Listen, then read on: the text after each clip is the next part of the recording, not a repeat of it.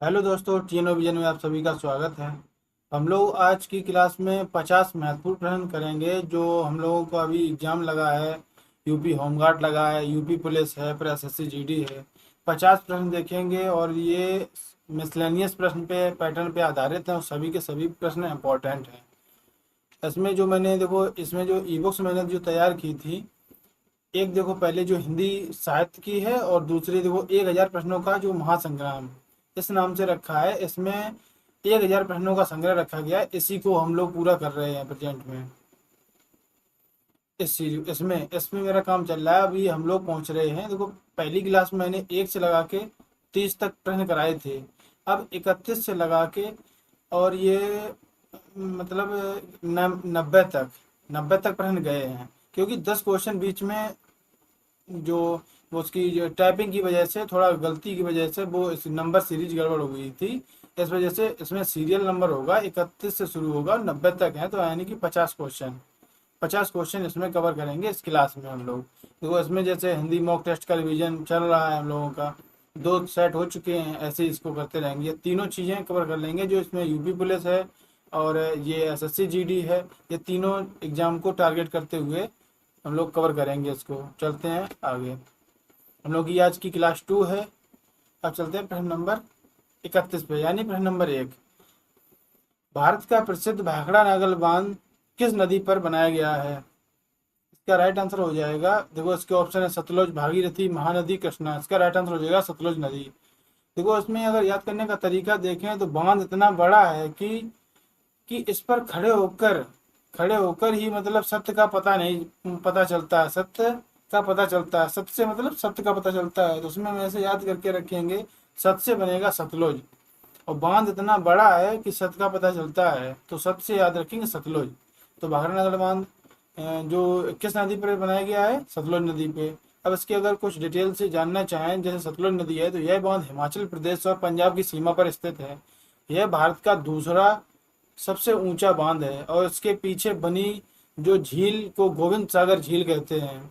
अब अगर आ जाए ऑप्शन नंबर बी में, अगर इसको देखें भागीरथी के बारे में, तो भागीरथी इस नदी पर उत्तराखंड में भारत का सबसे ऊंचा बांध जैसे टिहरी बांध स्थित है।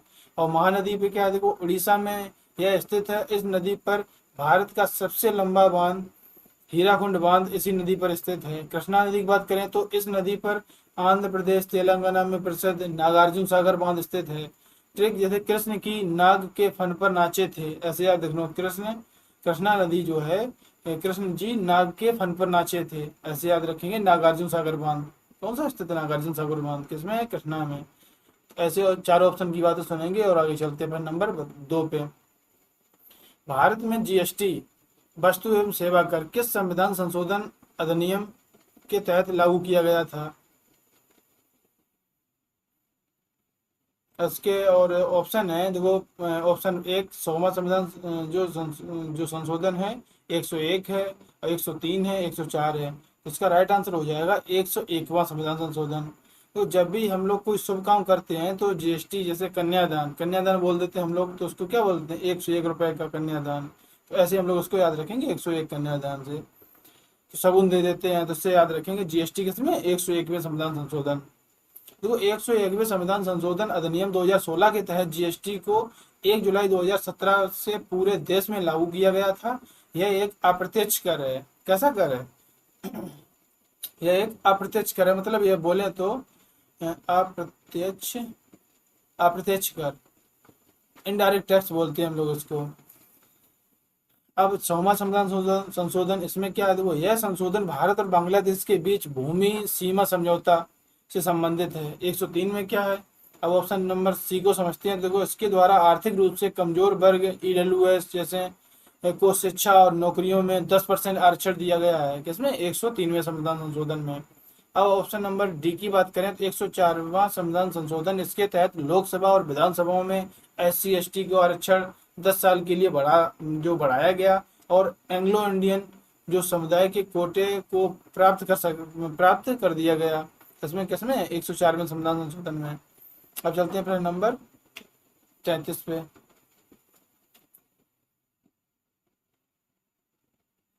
इसमें क्या दो? अंतर्राष्ट्रीय अंतर्राष्ट्रीय न्यायालय का मुख्यालय कहाँ स्थित है? मुख्यालय कहाँ स्थित है? ये साइड में क्वेश्चन कट रहे हैं, एक सेकंड रुकना।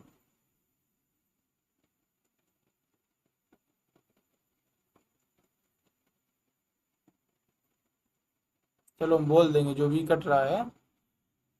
मुख्यालय कहाँ स्थित है? अंतर्राष्ट्रीय न्यायालय, इसका मुख्यालय कहाँ स्थित है? इसका राइट आंसर होगा द हैग। द हैग में है। तो दुनिया में जब भी न्याय की बात हो तो लड़ाई छोड़कर सबको हक मतलब गले लगाना लगाना या लगा लेना चाहिए। तो ऐसा समझ लो, द हैग। और उसमें अगर देखें, अगर ऑप्शन से, अगर पहले देखो हैग के बारे में सुनो, यह हैग कहाँ पे स्थित है? यह नीदरलैंड में स्थित है। यह संयुक्त राष्ट्र संघ, जो संयुक्त राष्ट्र यूएन का एकमात्र प्रमुख अंग है। इसका मुख्यालय न्यूयॉर्क में नहीं है। और इसमें 15 न्यायाधीश होते हैं जिनका कार्यकाल 9 वर्ष होता है। अब आते हैं जिनेवा स्विट्जरलैंड। इसमें WHO, जो WHO है, वर्ल्ड हेल्थ ऑर्गेनाइजेशन, और इसके मुख्यालय WTO और ILO अंतर्राष्ट्रीय श्रम संगठन के मुख्यालय स्थित है किसमें? जिनेवा स्विट्जरलैंड में।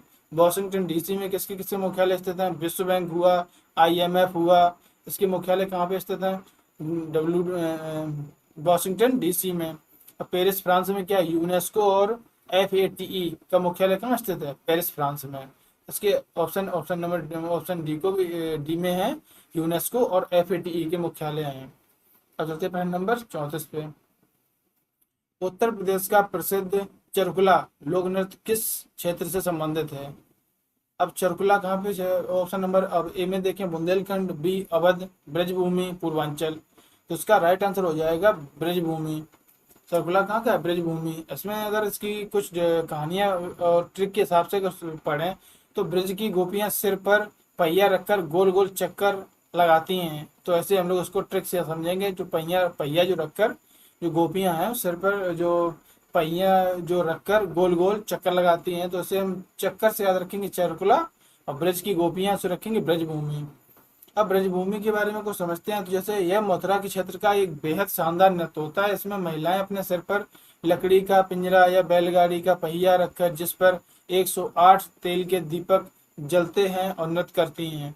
अब बुंदेलखंड देखो, अगर बुंदेलखंड के बारे में जाने तो यह एक प्रसिद्ध नृत्य में राई नृत्य है यहाँ पे, और सहरा है, और ख्याल नृत्य भी है इसमें, और उसके बाद शामिल हैं। और अवध में क्या है? इस क्षेत्र में जोगनी नृत्य है, कालाबाजी है, और नृत्य इसमें फेमस है किसमें? अवध में। अब आते पूर्वांचल में। पूर्वांचल में देखो, यहाँ धोबिया नृत्य है। इसमें कौन सा है? धोबिया नृत्य। अगर सारी चीजें लिखेंगे तो इसमें हम लोगों को क्लास ज्यादा लंबी होती जाएगी, क्योंकि लिखने में थोड़ा टाइम लगता है, इस वजह से सुनने में थोड़ा ज्यादा ध्यान देना। नटवरी नृत्य भी है इसमें। कौन सा है? नटवरी। नटवरी भी है। और गानों में कौन सा है? बिरहा, जिसको बिरहा बोलते हैं। तो इसका राइट आंसर क्या हो जाएगा? ये ब्रजभूमि। अब चलते हैं अगले क्वेश्चन पे। नींबू, संतरा, मौसम्बी जैसे खट्टे फलों में मुख्य रूप से कौन सा अम्ल पाया जाता है? हम लोग सभी लोग जानते होंगे, इसमें कौन सा अम्ल पाया जाता है? ऑप्शन नंबर B, साइट्रिक अम्ल। इसमें क्या होता है? देखो, खट्टे फल खाने में, देखो खट्टे फल जो होते हैं खाने से चेहरे पर विटामिन सी की साइट मतलब चमक सी आ जाती है। ऐसे इसको याद रखेंगे, साइट मतलब चमक सी आ जाती है। तो साइट्रिक से बनेगा विटामिन C से साइट्रिक। खट्टे फलों में होता है विटामिन C। अब जो साइट्रिक अम्ल होता है, यह खट्टे फलों में पाया जाता है। और विटामिन C का सबसे अच्छा स्रोत कौन सा होता है?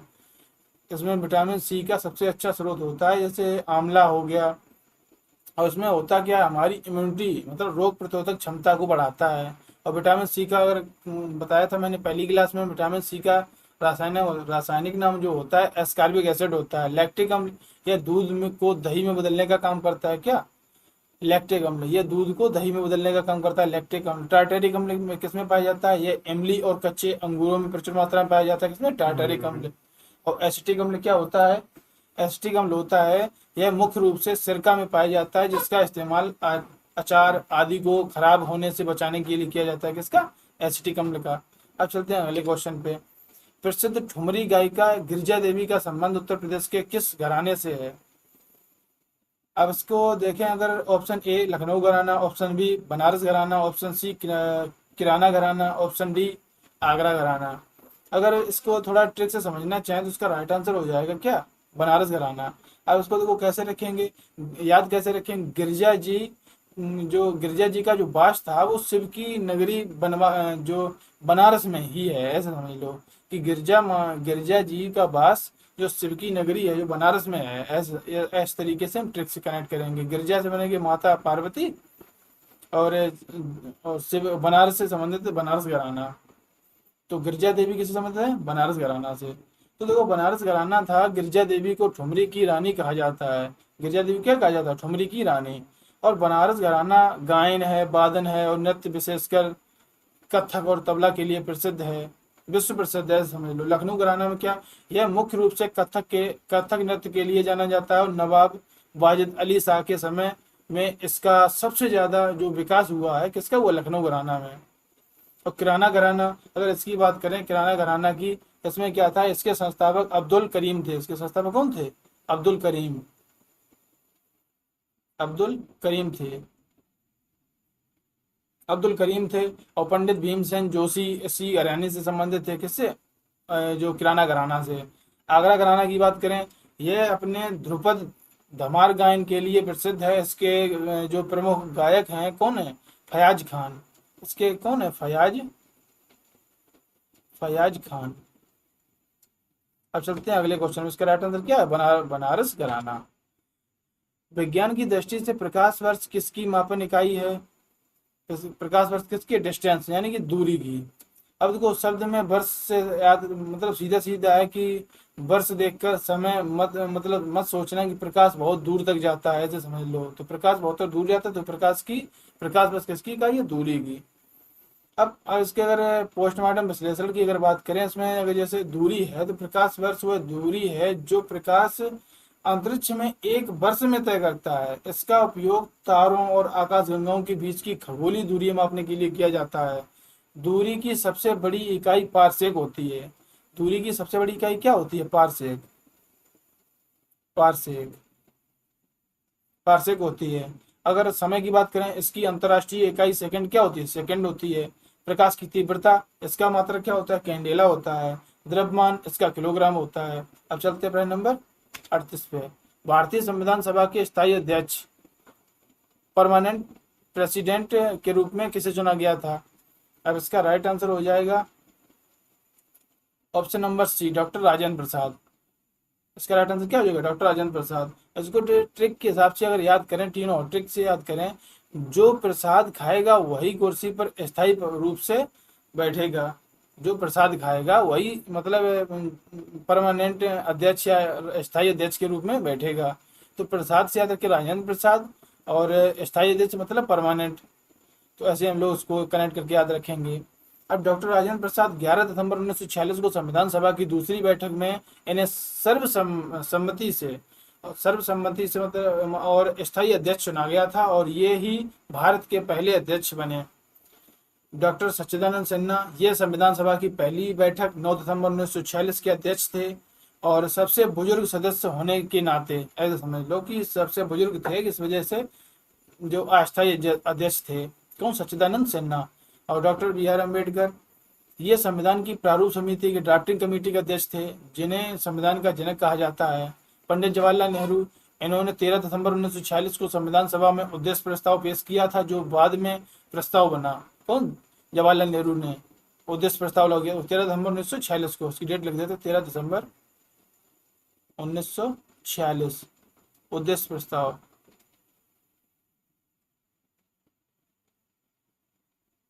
उद्देश्य प्रस्ताव। चलते प्रश्न नंबर 39 पे। भारत का राष्ट्रीय आदर्श वाक्य सत्यमेव जयते किस प्राचीन ग्रंथ से लिया गया है? इसका राइट आंसर हो जाएगा क्या? मुंडकोपनिषद। अब इसको थोड़ा अगर याद करने की ट्रिक से अपनों सोचें तो देखो, सत्य बोलने का जो मतलब मुंड होता है या मूड होता है तो हमेशा गर्भ से ऊंचा रहता है। तो मुंड से बनेगा सिर, तो सिर ऊंचा रहता है, तो सिर को हम बोलेंगे मुंड। तो सत्यमेव जयते मतलब जो है वो किससे लिया गया था? मुंडकोपनिषद से। अब यह अथर्ववेद का उपनिषद है, और इसी से सत्यमेव जयते लिया गया है, जो भारत के राष्ट्रीय प्रतीक जैसे अशोक स्तंभ के नीचे देवनागरी लिपि में लिखा होता है। अब कंठोपनिषद क्या है? इसमें यम और नचिकेता के बीच प्रसिद्ध और संवाद की बात की गई है, का इनका वर्णन किया गया है, जिसमें आत्मा और मृत्यु के रहस्य पर वर्णन मिलता है किसमें, कंडोपनिषद में, कठोपनिषद में। और छंदोग्य उपनिषद क्या है, देखो यह सबसे पुराने उपनिषदों में से एक है। इसमें देवकी पुत्र कृष्ण का सबसे पहला उल्लेख मिलता है किसमें, छांदोग्य उपनिषद में। और फिर बृहदारण्यक उपनिषद, यह आकार में सबसे बड़ा उपनिषद है। तमसो माँ ज्योतिर्गमय श्लोक यहीं से प्रेरित है, कहाँ से, ऑप्शन नंबर डी से। अब चलते हैं हम लोग प्रश्न नंबर 40 पे। प्रश्न नंबर 40 क्या कहता है, भारत की सबसे मीठे पानी की झील कौन सी है। इसका राइट आंसर हो जाएगा क्या, बुलर झील। इसका राइट आंसर हो जाएगा बुलर झील। तो उसको कैसे याद रखेंगे, मीठा और ठंडा पानी पीकर कूलर जैसी फीलिंग आती है। मीठा और ठंडा पानी पी के कूलर जैसी फीलिंग आती है, तो कूलर से हम लोग याद रखेंगे, कूलर से बूलर, बूलर झील। और मीठा और ठंडा पानी से रखेंगे तो वो मीठे पानी की झील कौन सी है, बुलर झील। अब बुलर झील कहाँ पे स्थित है, ये जम्मू कश्मीर के बांदीपुर जिले में स्थित है। इसमें झेलम नदी का पानी आता है, ऐसे याद रखेंगे, इसको समझेंगे इसकी बात को पूरे। और चिल्का झील, यह उड़ीसा में स्थित है। यह भारत की सबसे खारे पानी झील कौन सी है, चिल्का झील। अब लोकटक झील की बात करें, यह मणिपुर में स्थित दुनिया का एकमात्र तैरता हुआ राष्ट्रीय उद्यान किसमें है, लोकटक झील में। इसमें इसका नाम क्या है, केवल नामजाओ। और ये कहाँ पे स्थित है, मणिपुर में। और सांवर झील, यह राजस्थान में है और भारत की सबसे अधिक खारेपन वाली अंतर्देशीय झील है। अब चलते प्रश्न नंबर 41 पे। उत्तर प्रदेश में राजस्व परिषद का मुख्यालय कहाँ स्थित है। इसका राइट आंसर हो जाएगा कहाँ, प्रयागराज। तो इसकी अगर याद करने का तरीका देखें, जहाँ सारे तीर्थों का रथ चलता है वही राजस्व इकट्ठा होता है। तो राजस्व से पैसा इकट्ठा, मतलब राजस्व से रखेंगे पैसा, पैसा इकट्ठा होता है। और राज से प्रयागराज, तो इसको हम ऐसे समझ लेंगे कि जहाँ देखो राजस्व की बात करेगा तो मतलब पैसा इकट्ठा होता है, तो जहाँ सारे तीर्थों का राज मतलब प्रयागराज। तो राजस्व परिषद कहाँ पे है, प्रयागराज में। अगर इसके ऑप्शंस की बात करें तो देखो राजस्व परिषद की स्थापना 1831 में इलाहाबाद प्रयागराज में हुई थी। और उत्तर प्रदेश का उच्च न्यायालय कहाँ पे है, हाई कोर्ट उच्च न्यायालय स्थित भी कहाँ पे है, प्रयागराज में, लखनऊ। यह यूपी की प्रशासनिक और विधायी राजधानी है। राजस्व परिषद और प्रशासनिक कार्यालय भी लखनऊ में है, लेकिन मुख्यालय प्रयागराज माना जाता है। अब कानपुर की बात करें तो यह भारत का मैनचेस्टर कहलाता है और यूपी की औद्योगिक राजधानी है। यूपी की कौन सी औद्योगिक राजधानी कौन सी, कानपुर। और मेरठ क्या है, इसे खेल की राजधानी, मतलब खेल की राजधानी इस वजह से कहा गया है कि खेल का सामान जितना भी होता है भरपूर यहाँ पे मेरठ में मिलता है, खेल का सामान, इस वजह से बोला गया है खेल की राजधानी। अब चलते हैं प्रश्न नंबर 42 पे। भारत में नीली क्रांति का संबंध मुख्य रूप से किसके उत्पादन से संबंधित है, नीली क्रांति किससे संबंधित है, मत्स्य उत्पादन से। अब देखो पानी का रंग भी नीला होता है और नीले पानी में मछली तैरती है, तो हम लोग इसको सीधे सीधे याद रखेंगे। पानी का रंग कैसा, हल्का नीला होता है और पानी में रहती कौन है, मछली रहती है, तो मछली पालन या मछली उत्पादन बोल सकते हैं उसको। अब देखो जो मछली उत्पादन है, ये नीली क्रांति शुरुआत कब हुई थी, सातवीं पंचवर्षीय योजना 1900 जो सातवीं पंचवर्षीय योजना उसका ड्यूरेशन क्या है, 1985 से 1990। तो इसके बीच में सातवीं पंचवर्षीय योजना के दौरान हुई थी। और डॉक्टर अरुण जो थे, अरुण कृष्णन को इसका जनक माना जाता है। किसको, नीली क्रांति का जनक, मतलब बोले तो मछली उत्पादन का। और दुग्ध उत्पादन, इसमें इसे श्वेत क्रांति या ऑपरेशन फ्लड कहा जाता है। इसके कौन है जनक, डॉक्टर वर्गीज कुरियन। और तिलहन उत्पादन, इसे पीली क्रांति या येलो रेवोल्यूशन बोला गया है, और क्योंकि ये सरसों के फूल पीले होते हैं इस वजह से येलो रेवोल्यूशन। अंडा उत्पादन, इसे रजत क्रांति के नाम से जाना जाता है। अब चलते प्रश्न नंबर 43 पे। विश्व पर्यावरण दिवस प्रतिवर्ष किस तिथि को मनाया जाता है। विश्व पर्यावरण दिवस 5 जून, 22 अप्रैल, 11 जुलाई और 1 दिसंबर। अगर इसकी बात करें तो इसका राइट आंसर हो जाएगा 5 जून। अब देखो पर्यावरण को बचाने के लिए 5 पेड़ की, मतलब 5 पेड़ जून की तपती गर्मी में भी लगाओ, क्योंकि अगर 5 पेड़ लगाएंगे सभी लोग तो ऐसे हम लोग इससे समझ लेंगे। तो 5 पेड़ से रखें कि 5 जून। तो पर्यावरण को बचाने के लिए तो 5 पर्यावरण दिवस कब मनाया जाता है, विश्व पर्यावरण दिवस 5 जून। इसको हम ऐसे याद रखेंगे। और इसके ऑप्शंस को अगर समझें तो 5 जून को देखो और क्या हुआ था, 1972 में संयुक्त राष्ट्र महासभा द्वारा जो स्टॉकहोम सम्मेलन हुआ था, मनाने की घोषणा हुई थी। वहां पर पहला पर्यावरण दिवस जो 1973 में मनाया गया है था। और जो 22 अप्रैल की बात करें तो इस दिन विश्व पृथ्वी दिवस मनाया जाता है, अर्थ डे। और इसकी ट्रिक क्या है, देखो जैसे 22 मार्च को जल दिवस और 22 मार्च को पृथ्वी दिवस और 22 मई को जैव विविधता दिवस, मतलब 3 दिवस एक साथ हैं, 22 मार्च, 22 अप्रैल और 22 मई। तो 22 मार्च जल दिवस और 22 अप्रैल पृथ्वी दिवस और 22 मई जैव विविधता दिवस। अब आ जाते हैं हम लोग 11 जुलाई पे। अब तो 11 जुलाई की अगर बात करें तो 11 जुलाई में क्या है, देखो 11 जुलाई इस दिन विश्व जनसंख्या दिवस, वर्ल्ड पॉपुलेशन डे मनाया जाता है। यानी जनसंख्या बढ़ गई, इस वजह से इसके लिए मनाया जाता है। 1 दिसंबर को विश्व एड्स दिवस। इसमें क्या मनाते हैं, विश्व एड्स दिवस। अब चलते प्रश्न नंबर 44 पे। भारतीय दंड संहिता आईपीसी की कौन सी धारा हत्या के लिए दंड का प्रावधान करती है। तो हत्या के लिए कौन सी धारा है, धारा 302, धारा 302। अब इसकी तो ट्रिक को याद करें, जैसे 3 और 0 और 2, तो हमारे हत्यारे को फांसी दो। तो ऐसे याद हो, 3 0 2 और 2 को याद रखो, फांसी दो, फांसी दो। अब दोनों को अगर जोड़ो तो देखो ऐसे आया, इसको पढ़ो, 3 को 2, हमारे हत्यारे को अब फांसी दो। तो ऐसे याद रखेंगे 302। इसमें क्या होता है, जब कोई भी हत्या करता है तो उसे मृत्युदंड या आजीवन कारावास की सजा दी जाती है, साथ ही जुर्माना भी लगाया जाता है। और नए कानून जैसे भारतीय न्याय संहिता बीएनएस 2023 में हत्या के लिए धारा 103 है। अब धारा 300 क्या कहती है, इसमें हत्या की परिभाषा मतलब इसकी डेफिनेशन दी गई है। और कौन सा कृत हत्या कहलाएगा इसके बारे में बताया गया है, किसमें, धारा 300 में। 307 क्या है, यह हत्या के प्रयास मतलब अटेम्प्ट टू मर्डर, जिसे बोलते हैं हाफ मर्डर, के लिए दंड तय करती है। कौन से 307। धारा 378 क्या कहती है, यह चोरी की परिभाषा देती है। और चोरी की दंड धारा कौन सी है, 379 है। 78 में चोरी की परिभाषा देती है और 379 में क्या है, इसके बारे में बताया गया है कि 378 में अगर परिभाषा है तो एक बाद में 379 में दंड मतलब बताया गया है, चोरी की दंड धारा कौन सी है, 379।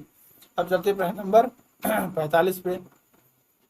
विज्ञान में पीतल किन 2 धातुओं को मिलकर बनाए जाने वाला एक मिश्र धातु है, मतलब एलॉय बोलते हैं हम लोग उसे। अगर इसको हम देखो अगर पढ़ें तो देखो पीतल जो बनता है, इसको अगर हम बोलें तो पीतल को, इसकी ट्रिक होती है पिताजी। पिताजी से पी से बना पीतल और ता से तांबा और जी से जिंक। तो जो पीतल बनता है किससे बनता है, तांबा और जिंक से। मतलब अगर ऑप्शन की बात करें इसका राइट आंसर हो जाएगा ऑप्शन नंबर ए। तो पीतल बनाने के लिए आमतौर पर 70% तांबा मतलब कॉपर और 30% जस्ता मतलब जैडन मिलाया जाता है।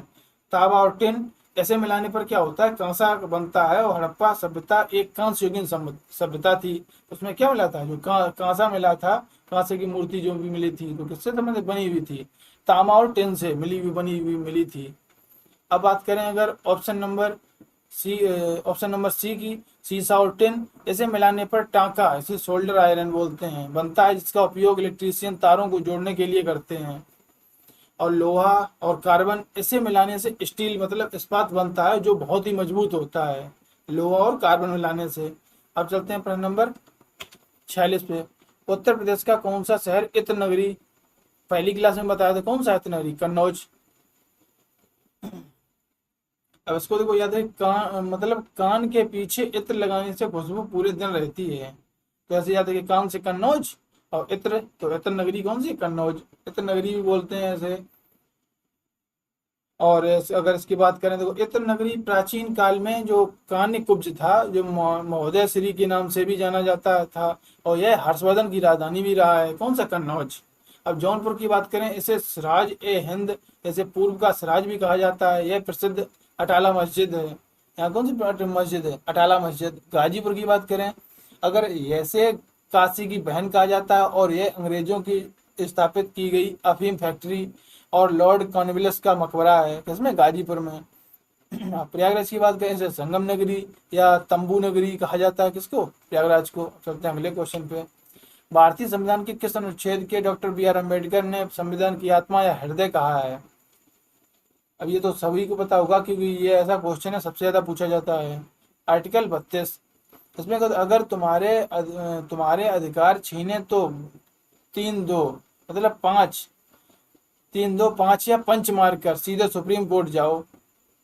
तो ऐसे याद रखो, 3-2-5 से 5 से पंच मार कर सुप्रीम कोर्ट जाओ, क्योंकि सुप्रीम कोर्ट को रक्षक बताया गया है। कि रक्षक बताने गया नहीं, मतलब रक्षक ही होता है सुप्रीम कोर्ट। देखो, यह संवैधानिक उपचारों का अधिकार है। इसके तहत आपके मौलिक अधिकारों का अगर हनन होता है तो आप सीधे सुप्रीम कोर्ट जा सकते हैं और 5 प्रकार की रिट जारी कर सकता है। और 19 क्या है, यह वाक और अभिव्यक्ति की स्वतंत्रता देता है, प्रेस की स्वतंत्रता देता है, इसी में छुपी हुई है किसमें, 19 में। आर्टिकल 21 क्या है, प्राण एवं देह की स्वतंत्रता का अधिकार है। अनुच्छेद 40 क्या है, यह ग्राम पंचायतों का गठन निर्देश देता है और गांधी जी का सपना भी था ग्राम पंचायतों का गठन। अब चलते हैं प्रश्न नंबर 48 पे।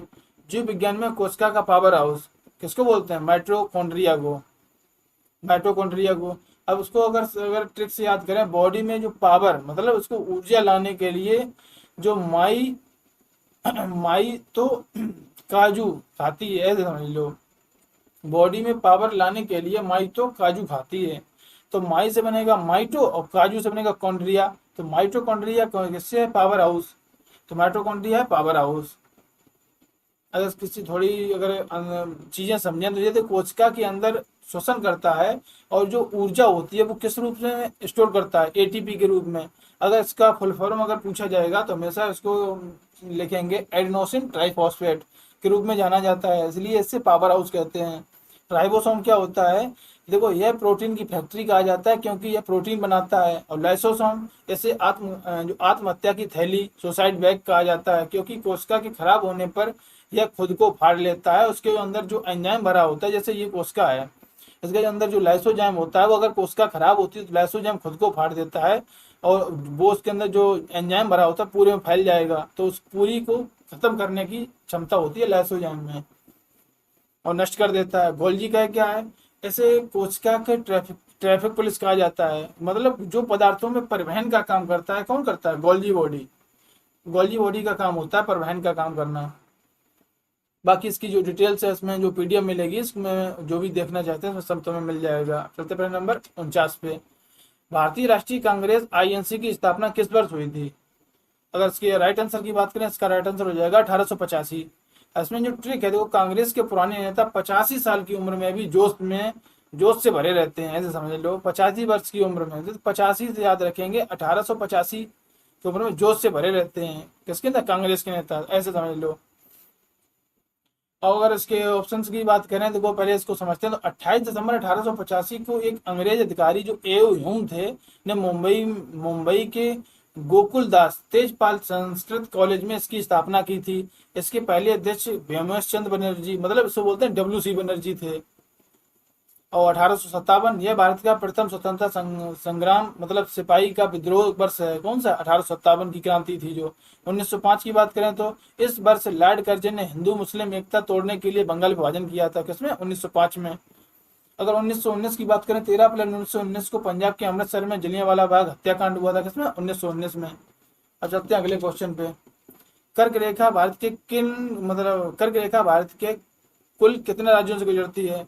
भारत के 8 राज्यों से गुजरती है। अब यहाँ से देखते हैं, गुजरात है, राजस्थान, मध्य प्रदेश, छत्तीसगढ़, झारखंड, पश्चिम बंगाल, त्रिपुरा और मिजोरम। यहाँ इसका जो क्रम है, देखो यहाँ से गुजरात, राजस्थान, मध्य प्रदेश, छत्तीसगढ़, झारखंड, पश्चिम बंगाल और त्रिपुरा और मिजोरम, ये इसका क्रम है। अगर क्रम की बात करेंगे तो इसी टाइप में क्रम में है। गुजरात, राजस्थान, मध्य प्रदेश, छत्तीसगढ़, झारखंड, पश्चिम बंगाल, त्रिपुरा और मिजोरम, ये इसका पश्चिम से पूर्व की तरफ क्रम है। अगर अगर वैसे हम लोग याद करते हैं, वो एक कौन सी ट्रिक होती है, गमछा झाड़ वाली, उसके अगर अगर सीक्वेंस पूछ देगा, अगर वो बोल देगा कि पूरब से पश्चिम की ओर, पूरब से पश्चिम की ओर या पश्चिम से पूर्व की ओर लगाइए, तो हम लोग यहाँ से हमेशा गलत करेंगे, क्योंकि वो ट्रिक में ये चीज फॉलो नहीं करती है। इसमें क्या है, हम लोग क्रम से अगर याद करेंगे, गुजरात, राजस्थान, मध्य प्रदेश, छत्तीसगढ़, झारखंड, पश्चिम बंगाल, त्रिपुरा और मिजोरम। 2-3 बार अगर बोलेंगे तो हम लोगों को याद हो जाएंगे। तो गुजरात, राजस्थान, मध्य प्रदेश, छत्तीसगढ़, झारखंड, पश्चिम बंगाल, त्रिपुरा और मिजोरम। अब चलते हैं, देखो इसको हम लोग जो इसकी ट्रिक पढ़ते हैं, मित्र पर गमछा जार, क्योंकि इसमें क्या होता है, मित्र पर इसमें सारी चीजें इधर उधर फैली हुई हैं, इस वजह से इसको याद करना बिल्कुल ही गलत है। अब जो कर्क रेखा होती है 23.5 डिग्री, मतलब 23.5 डिग्री मतलब उत्तरी अक्षांश, भारत के बिल्कुल बीचों बीच से होकर 8 राज्यों से गुजरती है। मध्य प्रदेश इसकी सबसे मध्य प्रदेश में इसकी लंबाई सबसे अधिक है। किसमें? मध्य प्रदेश में। क्योंकि यहाँ से तुम्हें दिख रहा होगा, देखो यहाँ से एंट्री करते हुए पूरा मध्य प्रदेश के एरिया सबसे ज्यादा घिरता है, इस वजह से एमपी में सबसे ज्यादा है। तो पांच, क्या पांच में अगर बात करें तो पांच में कौन कौन से जो पांच जो स्टेट हैं, इसमें एक मानक समय रेखा गुजरती है जिसे बोलते हैं 82.5 डिग्री। ये पूर्वी देशांतर है भारत के 5 राज्यों से। कौन कौन? उत्तर प्रदेश है, मध्य प्रदेश है, छत्तीसगढ़ है और उड़ीसा है, आंध्र प्रदेश है। वो यहाँ से ऐसे गुजरती है, ऐसे मध्य प्रदेश ऐसी कुछ लाइन होती भी गुजरी है। कितनी? 82.5 डिग्री, 82.5 डिग्री। यहाँ होगा कुछ समथिंग, देखो 80, ये 70, 72, 76 ऐसी कुछ, 80, 82 यहाँ से समझ लीजिए तुम, यहाँ से गुजरी हुई है। और इसमें जो स्टेट है हमारी कौन कौन से हैं, यूपी है, एमपी है, छत्तीसगढ़ है, उड़ीसा और आंध्र प्रदेश है। अगर सात, सात क्या ऑप्शन, सात कोई भी समझ लेते हैं। भारत की स्थलीय सीमा पड़ोसी सीमाओं से लगती है, जो बचपन में एमबीए हम लोग ट्रिक थी बचपन में एमबीए। और 9 क्या है, तो भारत के कुल 9 राज्यों की सीमा जो समुद्र तट से, मतलब कोस्टल लाइन बोलते हैं उसे, जो समुद्री तट रेखा कौन, गुजरात, जो सबसे लंबी तट रेखा किसकी है? गुजरात की है। इसको हम देख लेंगे। अब चलते हैं प्रश्न नंबर 51 पे। विश्व प्रसिद्ध लठमार होली और उत्तर प्रदेश में मुख्य रूप से कहाँ खेली जाती है? इसका राइट आंसर हो जाएगा क्या? बरसाना। अब इसको हम अगर ट्रिक से याद करें, कुछ समझें, तो वो राधा रानी के गांव में प्यार से लठ बरसाते हैं, ऐसे समझ लो कि ऐसे अगर समझेंगे तो राधा रानी के गांव में प्यार से लठ बरसाते हैं। बरसाते मतलब बरसाना, राधा रानी मतलब जो बरसाने की बात की गई है, तो बरसाने का मतलब, बरसाते का मतलब बरसाना, बरसाना में है। किसमें होली खेली जाती है? बरसाना में। अब इसकी थोड़ा अगर डिटेल से समझें तो मथुरा जिले के बरसाना में फाल्गुन मास में ये होली खेली जाती है। इसमें नंदगांव के पुरुष और बरसाने की महिलाएं और लठ और ढाल के साथ होली खेलते हैं, ऐसे समझ, इसमें ऐसे होता है। मथुरा यह मतलब भगवान कृष्ण की जन्मभूमि है, और यहाँ का पेड़ बहुत, और इसमें जो जैसे श्री कृष्ण का, जो श्री कृष्ण की जन्मभूमि है, देखो मथुरा के पेड़े, पेड़े बहुत फेमस हैं, पेड़ा बहुत मशहूर हैं मथुरा के। और अगर इसकी बात करें गोकुल, गोकुल में क्या है, यहाँ भगवान कृष्ण का बचपन बीता है। किसमें बीता है? किसमें? गोकुल में। वृंदावन, यहाँ प्रसिद्ध बांके बिहारी मंदिर और प्रेम मंदिर किसमें स्थित है? वृंदावन में। अब चलते प्रश्न नंबर 52 पे। भारत में नीति आयोग के पदेन अध्यक्ष कौन होता है? नीति आयोग का अध्यक्ष कौन होता है? प्रधानमंत्री, मतलब बोले तो प्राइम मिनिस्टर। अब अगर इसकी ट्रिक की बात हो, पूरे देश की नीति नीति बनाने का सबसे बड़ा पावर किसमें होता है? पीएम के पास होता है। इसको हम इस ट्रिक से याद करेंगे। तो अगर इसके बारे में अगर थोड़ा जाने तो 1 जनवरी 2015 को योजना आयोग की जगह नीति आयोग बनाया गया, और देश का वर्तमान प्रधानमंत्री ही इसका हमेशा अध्यक्ष होता है। मतलब नीति आयोग का फिक्स अध्यक्ष, जो प्राइम मिनिस्टर होगा वही उसका अध्यक्ष होगा। अब राष्ट्रपति, यह देश के संवैधानिक प्रमुख और तीनों सेनाओं के सर्वोच्च कमांडर होते हैं। कौन? राष्ट्रपति। वित्त मंत्री, यह जीएसटी परिषद और जीएसटी काउंसिल के अध्यक्ष होते हैं। कौन? वित्त मंत्री। आरबीआई गवर्नर, अगर इसकी बात करें तो यह रिजर्व बैंक के मुखिया और मौद्रिक नीति समिति मतलब एमपीसी के अध्यक्ष होते हैं। कौन? RBI governor. अब चलते प्रश्न नंबर 53 पे। विज्ञान में विद्युत धारा को मापने वाले यंत्र को क्या कहते हैं? अमीटर कहते हैं। इसकी मीटर की, तो ये मीटर का होता है, ये वोल्ट मीटर है। अगर देखो इसके बारे में थोड़ा समझें, जैसे जैसे ही करंट या धारा, मतलब करंट लगता है तो मुंह से जोर से अम्मा निकलता है। हम लोग गाँव में नहीं बोलते थे अम्मा, तो अम्मा निकलता है, तो अम्मा से अमीटर। तो करंट से करंट मतलब धारा, तो धारा का क्या होगा? मतलब अमीटर। जो मापने का यंत्र होता है क्या? अमीटर। यह विद्युत परिपथ में बहने वाली धारा को एम्पियर में मापता है, और इसे हमेशा परिपथ के साथ श्रेणी क्रम में लगाया जाता है। कैसे लगाया जाता है? श्रेणी क्रम में। अब वोल्ट मीटर क्या है? दो बिंदुओं के बीच का विभवांतर क्या कहलाता है? वोल्ट मीटर मापता है, विभवांतर मापता है वोल्ट मीटर। और बैरोमीटर क्या है? तो यह वायुमंडलीय दाब का मापता है और इसे अचानक गिरने से आंधी या तूफान का पता चलता है। किससे पता चलता है? बैरोमीटर से। अगर लैक्टोमीटर की बात करें, या दूध की शुद्धता या उसमें कितना पानी मिलाया गया है उसकी मात्रा को बताता है, क्या उनका? लैक्टोमीटर। अब चलते प्रश्न नंबर 54 पे। जैन धर्म के 24वें और अंतिम तीर्थंकर कौन थे? तो इसका राइट आंसर हो जाएगा महावीर स्वामी। अब तो जो सबसे महान और वीर, मतलब जो सबसे महान वीर था वही सबसे अंत तक टिका रहा। तो वीर से याद रखेंगे महावीर। तो इसकी ट्रिक क्या हो जाएगी? जो सबसे महान और वीर था वही अंत तक टिका रहा। तो वीर से महावीर, तो 24वें तीर्थंकर और अंतिम तीर्थंकर कौन हो गए? महावीर स्वामी।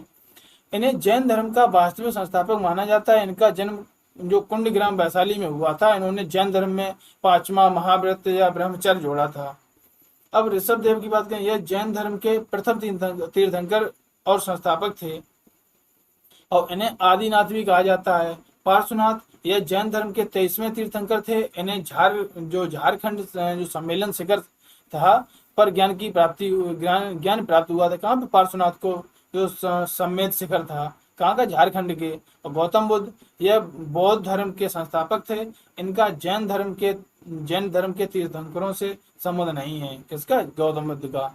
अब चलते हैं अगले क्वेश्चन पे। सब इंस्पेक्टर आईएसआई की ट्रेनिंग के लिए doctor B R. Ambedkar Uttar Pradesh police अकादमी कहाँ स्थित है? इसका राइट आंसर हो जाएगा क्या? मुरादाबाद। मुरादाबाद में स्थित है। देखो, एएसआई दरोगा बनने की जो पूरी होती है, बनने की ट्रेनिंग जब पूरी होती है तो हर जवान की मुराद पूरी हो जाती है। तो जब अब ट्रेनिंग हो गई तो उसकी सारी चीज़ें पूरी हो गई तो जवान की जो मुराद होती है वो पूरी हो जाती है। तो मुराद से याद रखेंगे मुरादाबाद। तो इसका ट्रेनिंग अकादमी सेंटर कहाँ है? मुरादाबाद में।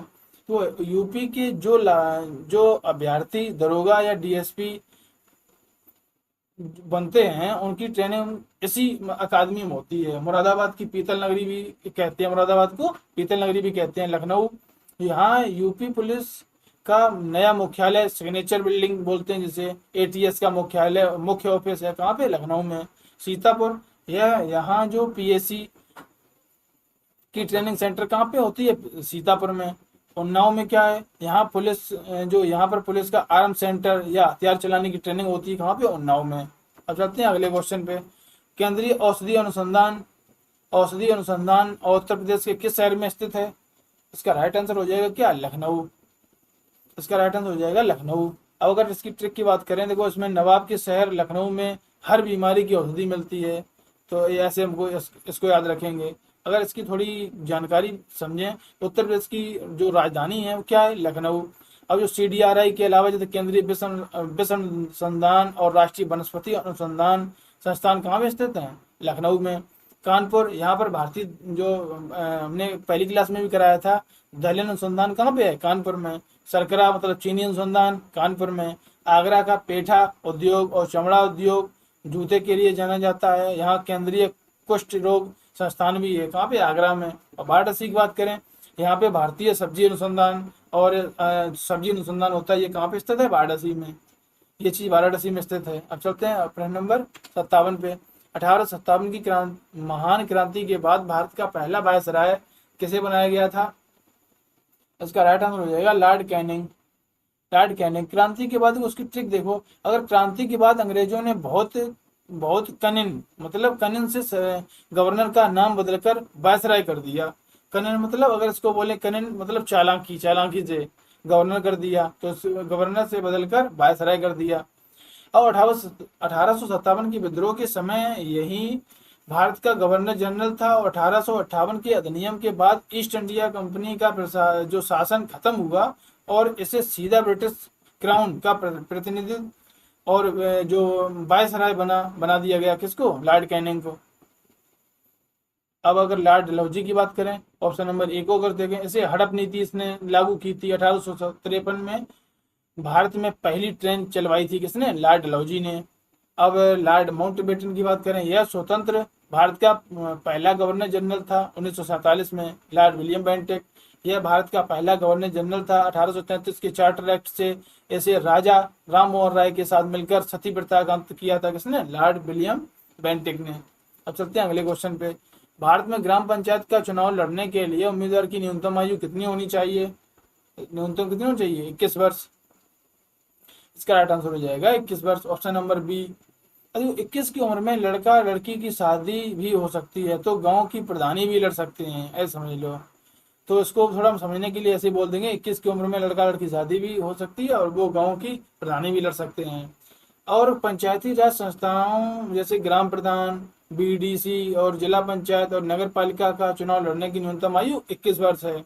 18 वर्ष यह भारत की मतदान करने की न्यूनतम आयु है और 61वें संविधान संशोधन 1989 द्वारा 21 से घटाकर 18 की गई थी। और 25 वर्ष की बात करें, ये तो यह लोकसभा का सांसद जैसे एमपी और जो राज्य विधानसभा का विधायक होता है जिसे बोलते हैं एमएलए, बनने की न्यूनतम आयु कितनी होती है? 25 वर्ष, यानी प्रधानमंत्री और मुख्यमंत्री बनने की उम्र। और 30 वर्ष की बात करें अगर, ऑप्शन नंबर डी को देखो, 30 वर्ष है, इसमें क्या है, यह राज्यसभा जैसे उच्च सदन और राज्य विधान परिषद का सदस्य बनने की न्यूनतम आयु कितनी होती है? 35 वर्ष। राष्ट्रपति और राज्यपाल के लिए उम्र 35 वर्ष है। अब चलते प्रश्न नंबर 59 पे। मानव रक्त समूह सर्वाग्राही किस ब्लड को कहा जाता है? सर्वाग्राही होता है ए बी, और जो सर्वाग्राही और सर्वदाता होता है ओ। सर्वदाता दाता दाता होता है ओ। अब इसको देखो, अगर इसकी जो इसकी ट्रिक देखें तो ए को भी अपना लें तो बी को भी अपना लें तो वो सबका खून पी सकता है, तो वो यानी मतलब सर्वाग्राही। ए को अपना लो है और बी को भी अपना लें तो यह मतलब है कि इसका सबका खून पी सकता है, ए बी, मतलब सभी से खून ले सकता है कौन? A B. और ओ होता है सर्वदाता, ये सबको दे सकता है। देखो अगर इसको देखो समझें, रक्त समूह जो ए बी होता है, किसी भी रक्त समूह जैसे ए हुआ, बी हुआ, ए बी है और ओ है, जो पहले जो इसके जो इसमें जो ए बी वाले होते हैं जो सभी से खून ले सकता है, क्योंकि इसमें कोई भी एंटीबॉडी नहीं पाई जाती है। किसमें? इनमें एंटीबॉडी नहीं पाई जाती है। और ओ को बोले तो इसे सर्वदाता यूनिवर्सल डोनर बोलते हैं, कहा जाता है। ओ ब्लड ग्रुप व्यक्ति किसी को भी खून दे सकता है, किसी को भी, क्योंकि इसमें कोई भी एंटीजन नहीं होता है। किसमें? ओ में। अब ए बी की बात करें, यह सामान्य रक्त समूह है जो सिर्फ अपने समान या ओ ग्रुप वाले से खून ले सकते हैं। रक्त समूह की खोज किसने की थी? कॉल लैंड स्टीनर ने। अब चलते प्रश्न नंबर 60 पे। हमारे सौरमंडल का सबसे बड़ा ग्रह कौन सा है? बृहस्पति। साइज में भी दिखता है और वैसे भी तो देखे होंगे, बुध शुक्र पृथ्वी मंगल, बुध शुक्र पृथ्वी मंगल बृहस्पति शनि अरुण वरुण, इस टाइप से इनका क्रम होता है। तो सबसे बड़ा कौन सा है? बृहस्पति।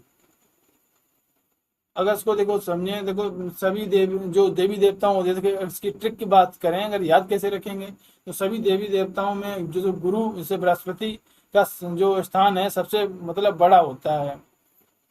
जैसे गुरुवार नहीं बोलते, गुरुवार जैसे वहां से निकल के आया बृहस्पति, ये समझ लो याद करने के तरीके को। तो यह सौरमंडल का सबसे बड़ा और सबसे भारी है। ये जो इसका सबसे बड़ा उपग्रह कौन सा है? गैनीमीड।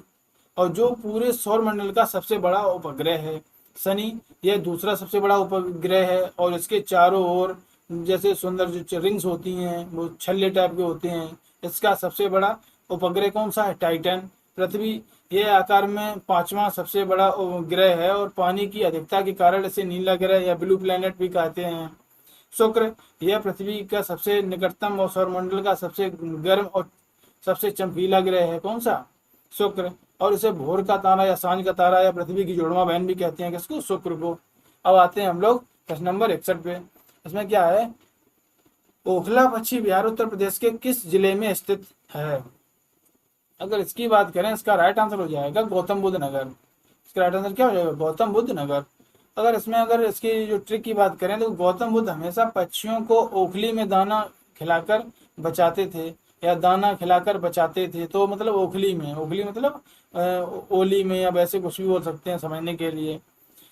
और ये देखो नोएडा में जो यमुना नदी के तट पर जो पश्चिम बिहार जो स्थित है, और यह दिल्ली यूपी बॉर्डर पर है। गाजियाबाद की अगर बात करें, इसे छोटी दिल्ली भी कहा जाता है और यह हिंडन नदी के किनारे बसा है। कौन? गाजियाबाद। उन्नाव यह उत्तर प्रदेश का सबसे पुराना पश्चिम बिहार, नवाबगंज पश्चिम बिहार कहाँ पे है? उन्नाव में, जिसका नया नाम चंद्रशेखर आजाद पश्चिम बिहार भी बिहार है और स्थित है कहाँ पे? उन्नाव में। रायबरेली यहाँ समस्तपुर पश्चिम बिहार है। समसपुर पश्चिम बिहार कहाँ पे, रायबरेली में। अब आ जाते हैं हम लोग 62 पे, संसद के दोनों सदनों की संयुक्त बैठक मतलब ज्वाइंट सिटिंग बुलाने का अधिकार किसके पास है, किसके पास होता है, ऑप्शन नंबर सी, राष्ट्रपति के पास। अगर इसकी देखो ट्रिक की बात करें, जब घर में दो भाइयों में लड़ाई हो तो सबसे बड़ा मुखिया ही सबको एक साथ बुलाता है, मुखिया मतलब राष्ट्रपति। और जो भाई मान लेंगे कौन, लोकसभा और राज्यसभा, ये दोनों भाई भाई हो गए, तो ऐसे समझ लो अगर दोनों को एक साथ बुलाना होगा तो कौन बुलाएगा, राष्ट्रपति। और संसद के अनुच्छेद 108 के तहत जब किसी जो साधारण विधेयक पर लोकसभा और राज्यसभा में विवाद हो जाता है तो राष्ट्रपति संयुक्त बैठक बुलाते हैं, मतलब ज्वाइंट सिटिंग के लिए बुलाते हैं। लोकसभा अध्यक्ष, अब लोकसभा अध्यक्ष की बात करें, लोकसभा अध्यक्ष इसमें देखो संयुक्त बैठक जो बुलाता भले ही राष्ट्रपति है, लेकिन उस पर जो उस बैठक की अध्यक्षता कौन करता है, हमेशा लोकसभा अध्यक्ष ही करता है। अनुच्छेद 118 के तहत प्रधानमंत्री यह सरकार के मुख्य होते हैं और संयुक्त बैठक बुलाने का अधिकार इनके पास नहीं होता है। उपराष्ट्रपति, अगर उपराष्ट्रपति की बात करें तो यह राज्यसभा के पदेन सभापति होते हैं, कौन, उपराष्ट्रपति, ये पदेन सभापति होते हैं, उपराष्ट्रपति। अब अगर प्रश्न नंबर चलते हैं, प्रश्न नंबर 63 पे, भारत में हरित क्रांति का जनक कैसे कहा जाता है, तो इसका राइट आंसर हो जाएगा MS स्वामीनाथन, इसका राइट आंसर हो जाएगा, मतलब ऑप्शन नंबर बी। अगर इसकी ट्रिक की बात करें, भारत की धरती को हरा भरा कर दें तो वही इस देश का सच्चा स्वामी है, मतलब मालिक है, सच्चा स्वामी तो स्वामीनाथन। और हरा भरा से तो हरित क्रांति, हरित क्रांति से निकलेगा वो भारत की धरती को हरा भरा कर दें वही देश का सच्चा स्वामी होगा, मतलब स्वामी मतलब जो स्वामीनाथन, और हरित क्रांति का हो गए स्वामीनाथन। अब इन्होंने 1960 के दशक में भारत में उच्च उपज वाले बीज, जैसे उच्च किस्म के बीज थे, गेहूं है, को शुरू किया था, जिससे भारत अनाज में उत्पादन में आत्मनिर्भर बना। और बर्गिज कुरियन, इन्होंने भारत को में श्वेत क्रांति मतलब दुग्ध उत्पादन ऑपरेशन फ्लड का जनक माना जाता है, किसको, बर्गिज कुरियन को। जैसे अमूल ब्रांड इन्हीं की देन है। नॉर्मन बोरलॉग, इन्हें पूरे विश्व में हरित क्रांति का जनक माना जाता है, किनको, नॉर्मन बोरलॉग को। ऐसे इन्हें शांति का नोबेल पुरस्कार भी मिला था। अरुण कृष्णन, इन्हें भारत की नीली क्रांति या मत्स्य उत्पादन का जनक माना जाता है, किनको, अरुण कृष्णन को। अब चलते हैं हम लोग प्रश्न नंबर 64 पे, दीन इलाही नया धर्म किस मुगल सम्राट ने शुरू किया था, दीन इलाही किसने शुरू किया था, इसका राइट आंसर हो जाएगा अकबर। अगर इसकी कुछ ट्रिक से समझने की बात करें तो सब धर्मों को मिलाकर एक कार्य की करने की सोच किसी महान राजा की हो सकती है, जैसे कौन, महान राजा अकबर की हो सकती है। अब अगर इसकी बात करें तो 1582 ईस्वी में अकबर ने सभी धर्मों की अच्छी बातों को मिलकर एक दीन इलाही की स्थापना की, जैसे बीरबल इसे अपनाने वाला पहला एकमात्र हिंदू था। अगर बाबर की बात करें तो यह भारत में मुगल साम्राज्य का संस्थापक था, कौन, बाबर। और 1526 में पानीपत के प्रथम युद्ध के बाद। और हुमायूं की बात करें, यह अकबर का पिता था और यह ज्योतिष में बहुत विश्वास करता था और सातों दिन अलग अलग रंग के कपड़े पहनता था, कौन, हुमायूं, मतलब। और ये किसका पिता था, अकबर का पिता। अगर अब बात करें औरंगजेब की, अगर इसे जिंदा पीर कहा जाता था और इसने सिखों के 9वें गुरु तेग बहादुर की हत्या करवाई थी और जजिया कर फिर से लागू किया था, किसने, औरंगजेब ने जजिया कर फिर से लागू किया था और उसने हत्या किसी करवाई थी, गुरु तेग बहादुर की, जो कौन से नंबर के गुरु थे, 9वें गुरु थे। अब चलते प्रश्न नंबर 65 पे, उत्तर प्रदेश के प्रथम मुख्यमंत्री कौन थे, इसका राइट आंसर हो जाएगा गोविंद वल्लभ पंत, इसका राइट आंसर हो जाएगा गोविंद वल्लभ पंत। यूपी जैसे बड़े राज्य को चलाने का आशीर्वाद सबसे पहले गोविंद मतलब भगवान कृष्ण ने दिया था, इसको ऐसे ट्रिक से याद रखेंगे। यूपी जैसे बड़े राज्य को चलाने का आशीर्वाद सबसे पहले गोविंद मतलब भगवान कृष्ण ने दिया था, गोविंद से याद रखेंगे, तो गोविंद वल्लभ पंत।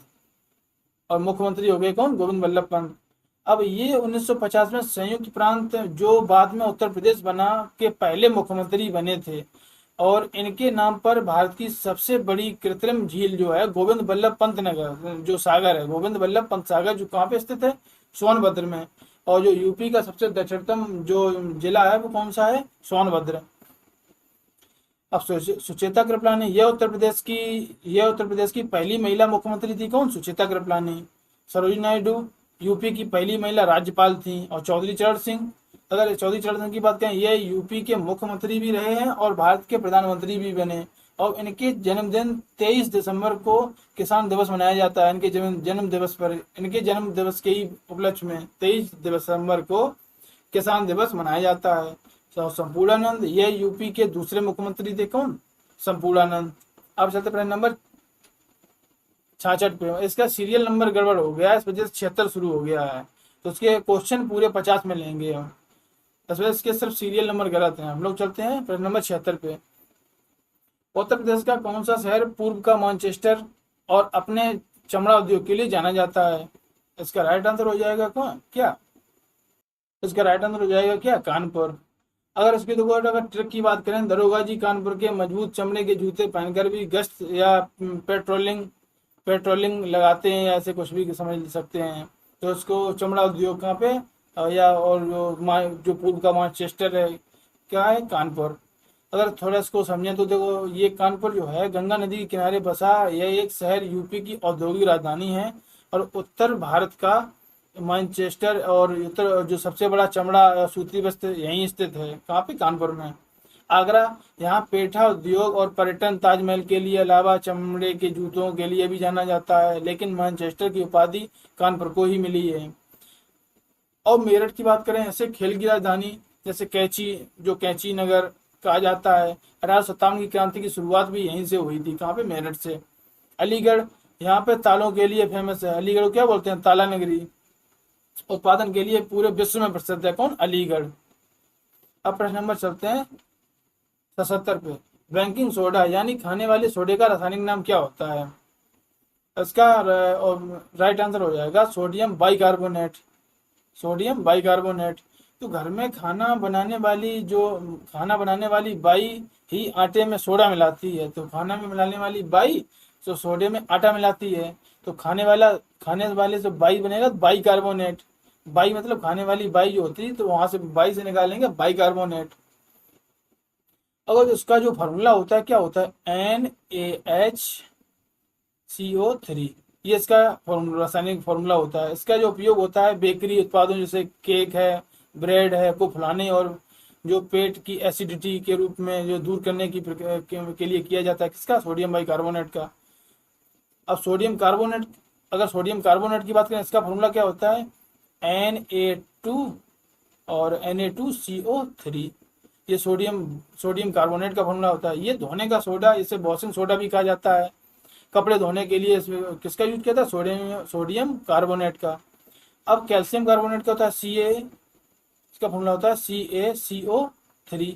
ये इसका फार्मूला होता है CaCO3। ये चूना पत्थर, संगमरमर और अंडे की जो बाहरी छिलके होते हैं वो किसके किसके बने होते हैं? कैल्शियम कार्बोनेट के। अब सोडियम क्लोराइड, इसका क्या होता है? NaCl। ये क्या होता है? ये हमारे घरों में इस्तेमाल होने वाला साधारण नमक होता है, टेबल साल्ट बोलते हैं हम लोग इसे। अब चलते प्रश्न नंबर 78 पे। उत्तर प्रदेश का राजकीय पक्षी कौन सा है? उत्तर प्रदेश का राजकीय पक्षी कौन सा है? सारस या क्रॉन्च? सारस या क्रॉन्च बोलते हैं इसे।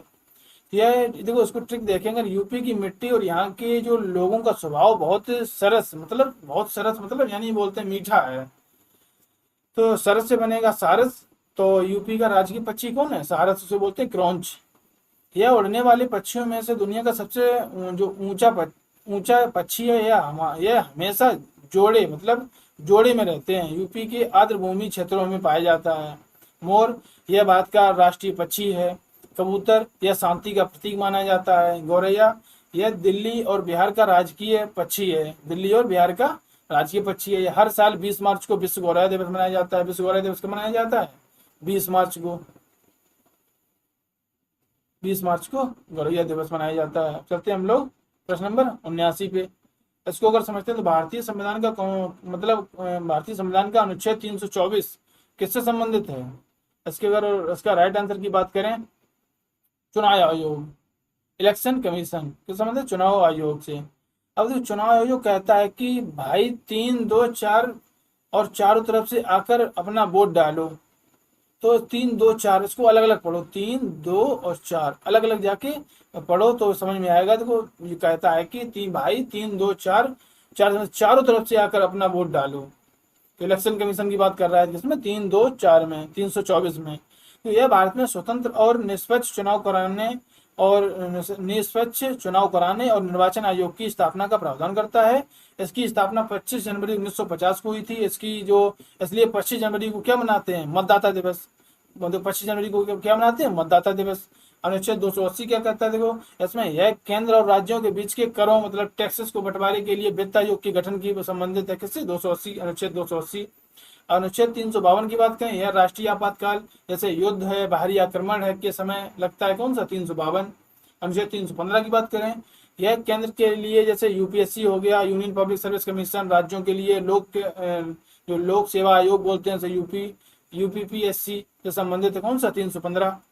अब आते हैं प्रश्न नंबर 80 पे। आर्य समाज की स्थापना किसने की थी, इसका राइट आंसर हो जाएगा क्या, स्वामी दयानंद सरस्वती।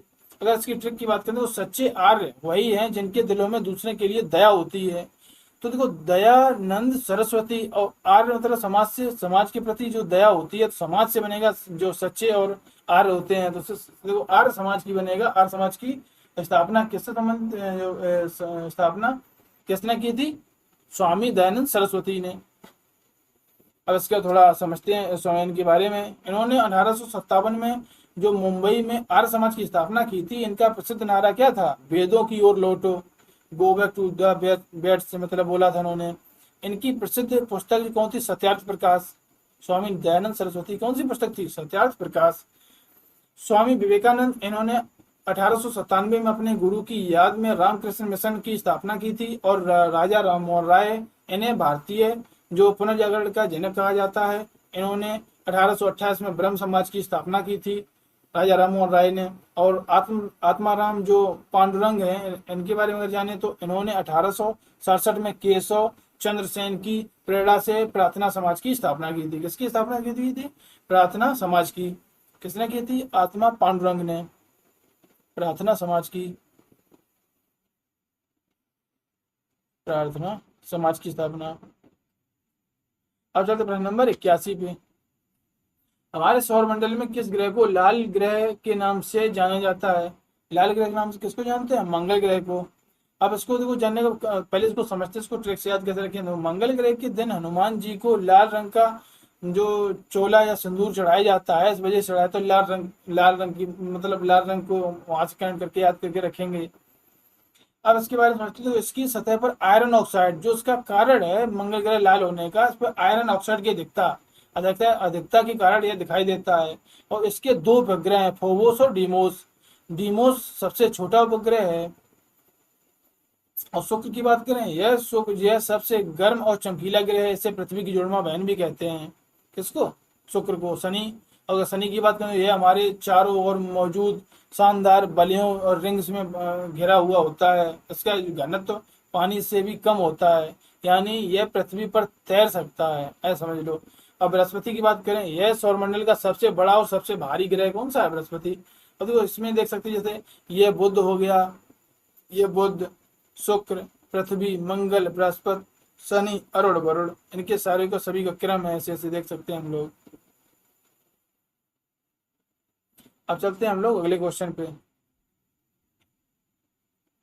इतिहास का प्रसिद्ध पानीपत का प्रथम युद्ध, इतिहास का प्रसिद्ध पानीपत का प्रथम युद्ध किस वर्ष लड़ा गया था, 1526 में। अब देखो उसमें युद्ध की अगर बात करें, एक चार ऑप्शन को देखेंगे पहले, अगर इसकी ट्रिक को समझे। देखो बाबर ने 26 में पानी पिया और 27 में खाना खाया, 28 में चल दिए। तो ऐसे हम लोग याद रखेंगे, बाबर ने 26 में पानी पिया तो मतलब पानीपत का युद्ध 26 में, 27 में खाना खाया मतलब वहां से खानवा का युद्ध, 28 में चल दिए मतलब चंदेरी का युद्ध, 29 में घर गया मतलब घाघरा का युद्ध। तो हम लोग यहाँ से इसको याद रखेंगे, किसके, बाबर के। अब अगर इसको समझें, यह युद्ध जो बाबर और इब्राहिम लोदी के बीच हुआ था, इसमें बाबर की जीत हुई थी और भारत में मुगल साम्राज्य की नींव पड़ी। इसी युद्ध में भारत में पहली बार तोपों का इस्तेमाल हुआ था, किसमें, 1526 में। और 1556 की बात करें, यह पानीपत का दूसरा युद्ध है, अकबर और हेमू के बीच हुआ था, जिसमें अकबर जीता था। अगर 1764 की बात करें, यह पानीपत का तीसरा युद्ध है, मराठों और जो अहमद शाह अब्दाली के बीच हुआ था, इसमें अब्दाली की जो जीता था। और 1576 की बात करें, यह प्रसिद्ध हल्दी घाटी का युद्ध है। इसमें अकबर और सेनापति मान सिंह और महाराणा प्रताप के बीच हुआ था। कौन सा? 1576। अब चलते हैं प्रश्न नंबर 83 पे। भारत का राष्ट्रपति बनने के लिए जो उम्मीदवार की न्यूनतम आयु कितनी होनी चाहिए? इसका राइट आंसर हो जाएगा 35 वर्ष। अगर उसको देखो थोड़ा ट्रिक से समझना चाहें तो देश का सबसे बड़ा जो पद संभालने के लिए 35 वर्ष का गहरा तजुर्बा होना जरूरी है, ऐसे समझ लो। तो राष्ट्रपति जैसा पद संभालने के लिए 35 वर्ष का गहरा तजुर्बा होना जरूरी है। ये जिसकी ट्रिक समझ लेंगे, जो ट्रिक हमें पढ़ते हैं हम लोग समझते हैं इसको सिर्फ रिलेट करने के लिए, जिससे हम लोग चीजें याद रहें और समझ में आ जाएं। तो राष्ट्रपति और उपराष्ट्रपति, राज्यपाल और इन तीनों की सर्वोच्च जो संवैधानिक पदों पर बैठने की न्यूनतम आयु कितनी है? 35 वर्ष तय की गई है। 21 वर्ष की बात करें, यह ग्राम पंचायत प्रधान जैसे नगर पालिका का चुनाव लड़ने की न्यूनतम आयु कितनी है? 21 वर्ष। 25 वर्ष की बात करें, यह लोकसभा और सांसद विधानसभा का चुनाव लड़ने की आयु है, इसकी कितनी? 25 वर्ष। 30 वर्ष की बात करें, यह राज्यसभा विधान परिषद का सदस्य बनने की न्यूनतम आयु कितनी है? 30 वर्ष। अब चलते हैं प्रश्न नंबर 84 पे। न्यूटन की गति का तीसरा नियम, मतलब न्यूटन थर्ड लॉ, मुख्य रूप से क्या कहलाता है? क्रिया प्रतिक्रिया का नियम। ऑप्शन नंबर सी इसका राइट आंसर हो जाएगा। मतलब जितना जैसे ये रॉकेट अगर ऊपर उठाए किसी वजह से, जब उतना ही बल उसका, जब थ्रस्ट नीचे की तरफ उसका लगा है तब ये ऊपर उठा है, ये होता है क्रिया प्रतिक्रिया का नियम। अगर इसके बारे में समझना चाहें तो यह न्यूटन के तीसरे नियम पे आधारित होता है। प्रत्येक क्रिया हमेशा समान विपरीत दिशा में प्रतिक्रिया होती है। जैसे बंदूक से गोली चलाने पर पीछे की तरफ झटका लगना या रॉकेट का ऊपर उड़ना, ये कौन से नियम में आएंगे? क्रिया प्रतिक्रिया के नियम में। अगर देखो जो जड़त्व का नियम होता है, तो न्यूटन की गति का पहला नियम है कौन सा? जड़त्व का नियम। जब वस्तु रुकी हुई होती है तो रुकी रहेगी, चल रही होती है चलती रहेगी, जब तक उस पर कोई बाहरी बल ना लगाया जाए, वहां होता है जड़त्व का नियम। और संवेग संरक्षण का नियम की बात करें तो यह दूसरे और तीसरे नियम का निष्कर्ष है। जैसे टक्कर से पहले के बाद का संवेग बराबर होता है, टक्कर से पहले और बाद का संवेग बराबर होता है किसमें? संवेग का संरक्षण का नियम। गुरुत्वाकर्षण का नियम क्या कहता है? जब न्यूटन का वह नियम है जो बताता है कि ब्रह्मांड हर पिंड एक दूसरे से अपनी ओर आकर्षित, मतलब आकर्षित या अपनी ओर खींचता है। कौन सा? गुरुत्वाकर्षण से बोलते ग्रेविटी। चलते प्रश्न नंबर 85 पे। उत्तर प्रदेश की पुलिस की एकीकृत आपातकालीन सेवा डायल 100 को बदलकर अब कौन सा नंबर कर दिया गया है? 112। इसका राइट आंसर क्या हो जाएगा? 112। पुलिस, फायर और एम्बुलेंस अब 112 नंबर मिलाते ही तुरंत सब हाजिर हैं 112 में। 26 अक्टूबर 2019 को उत्तर प्रदेश की जो सरकार ने डायल सेवा जो 100 नंबर था, इसका नाम बदलकर यूपी 112 कर दिया। इसके तहत पुलिस 100 पर, फायर ब्रिगेड और 101 पर, एम्बुलेंस और 108 की सेवाओं पर एक ही नंबर सब उपलब्ध है। कौन से? 112 पे। इंटीग्रेटेड एकजुट कर दिया है कौन से? 112 पे। अब 108 की बात करें, देखो 108 यह भारत की निःशुल्क आपातकालीन एम्बुलेंस सेवा नंबर है। कितना? 108। 1090 यह उत्तर प्रदेश की जो वुमेन पावर, जो वीमेन जैसे बोलते हैं वुमेन पावर हेल्पलाइन नंबर। कौन सा? 1090। 101 की बात करें, फायर ब्रिगेड, मतलब जिसमें जैसे दमकल विभाग, जैसे फायर आग वाग लग जाती है तो वहां पे समस्या के लिए कौन सा नंबर है? 101।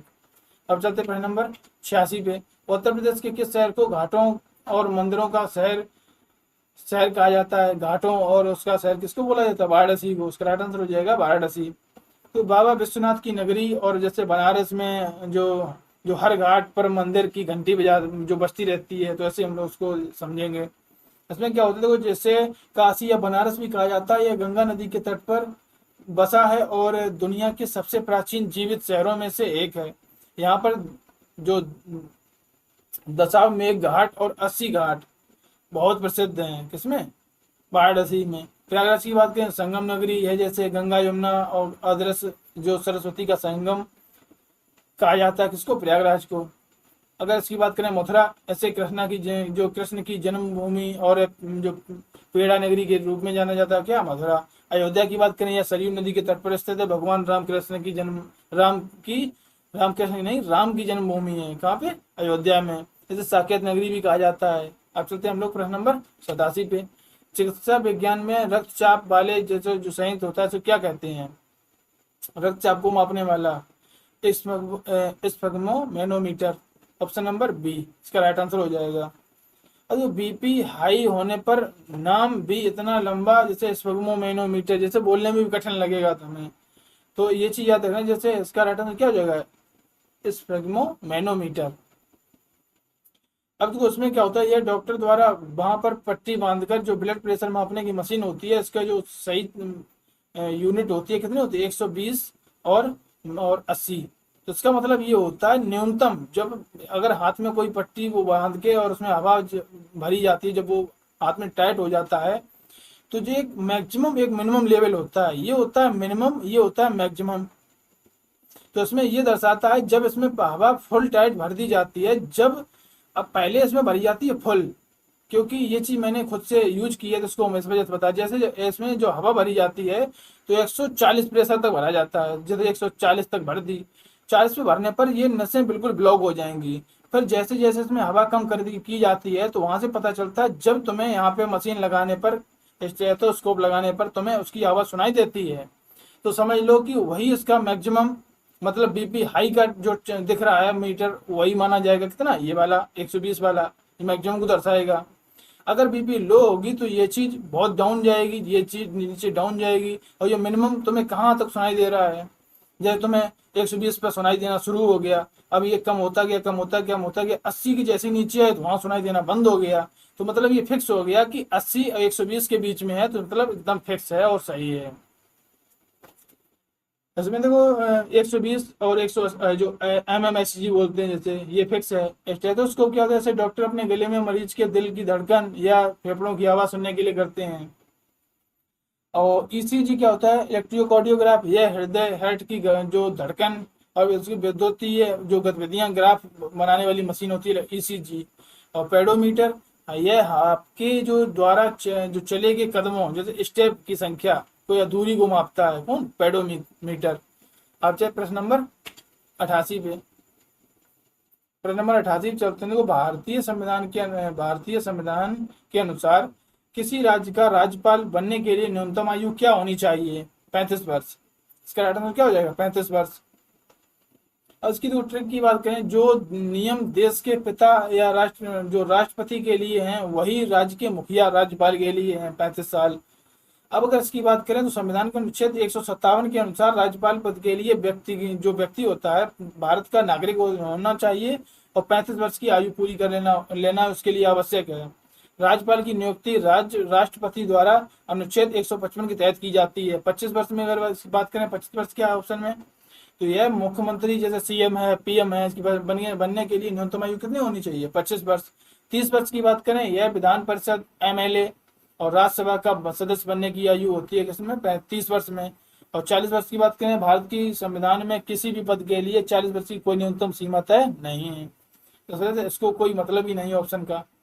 30 को सही समझो और 25 को समझो और 35 को समझो। अब चलते प्रश्न नंबर 89 पे। प्रसिद्ध ऐतिहासिक घटना चौरी चौरा कांड उत्तर प्रदेश के किस जिले में घटित हुआ था, ये इसका राइट आंसर हो जाएगा क्या, गोरखपुर। इसका राइट आंसर हो जाएगा गोरखपुर। अभी जो UPSI में भी पूछा गया था ये क्वेश्चन।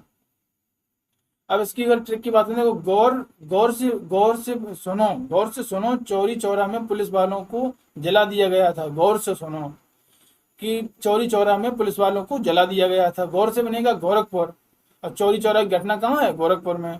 इसमें हुआ ये था, 4 फरवरी 1922 को गोरखपुर के चौरी चौरा नामक जो स्थान था, गोसाई भीड़ ने पुलिस स्टेशन में आग लगा दी थी, जिसमें 22 पुलिसकर्मी सही जो मारे गए थे।